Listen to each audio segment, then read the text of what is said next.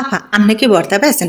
ওরে বুনুরে না ভর্তা বেশি না, তোমরা যাতে জামাইগের আলু পাক মাইরা একখানা ভর্তা খাওয়াই অফিসে বিদায় করতে না পারো, তাই তোমাদের জন্য কয়েক মিনিটে 70খানা ভর্তা দেখাবো। ভর্তা দিয়ে পেট ভরিয়া ভাত খাইয়ে যদি গ্যাস হয় আর পাদ হয় উয়া কোনো সমস্যা নাই। কাঁচা আটায় লবণ মাখাইয়ে খাইলে পরে নাকি গ্যাস ভালো হয়ে যায়। তো টাকা দিয়ে ওষুধ কিনা লাগলো না, ওই এক জায়গায় একটু সময় খারাপ যায়, পায়খানা থেকে আইসে চিত হয়ে ফ্যান ছাড়িয়ে দিলেই তো আরাম। ওই খারাপ সময়টা মুহূর্তের মধ্যে আসে আবার মুহূর্তের মধ্যেই চলে যায়। তাই বলে কি নিজের সকালাত মাটি করবো নাকি? ভর্তা দিয়ে ভাত খাবো না তা হয় নাকি? এত এত ভর্তা খাবো, তার ভিতরে আবার রসুন ভর্তা বাদ দিতে যাবো কেন?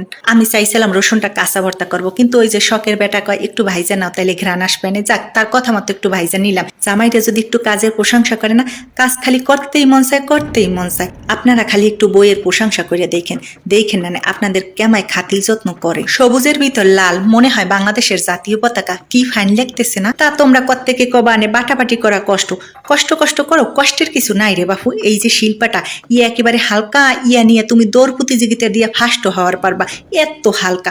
সব জায়গায় শিল্পাটা কিনতে পাওয়া যায়। কাঁচা ধনিয়া পাতা, কাঁচা মরিচ, আর সাথে হয়েছে ভাজা রসুনের ঘ্রাণ। পাকস্থলী পর্যন্ত ঘ্রাণটা পৌঁছে গেছে। কত দেহি টাকার গ্যাস পড়ায় পানি দিয়ে সিদ্ধ করতে যাবো কালু, এরকম পাতলা পাতলা করে 2-1 মিনিট ভাইজা নিলেই তো হয়ে যায়।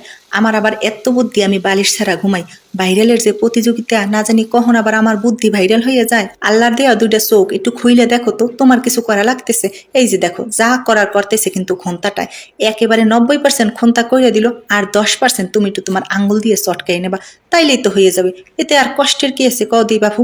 ওই শুরুতে পেঁয়াজ আর মরিচের যে ভর্তা করে রাখছিলাম তা একটু উপর দিয়ে দিছি, দেখো দি কি ফাইন হয়ে গেল একটা ভর্তা। আমার বাসায় আবার প্রত্যেকে কালো জিরা খায়, ইয়া খাইলে নাকি শরীরে রোগ ব্যাধি হয় না।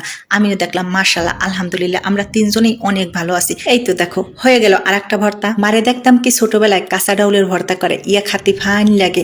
আজকে মার কথা মনে পড়ে গেল। এই ভর্তা বানানো তেমন একটা কঠিন কাজ না।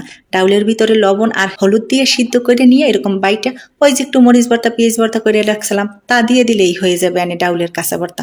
কি ফাইন দেখতে লাগতেছে না? যেমন ফাইন দেখতে লাগতেছে তেমন আবার খাতেও ভারী মজা।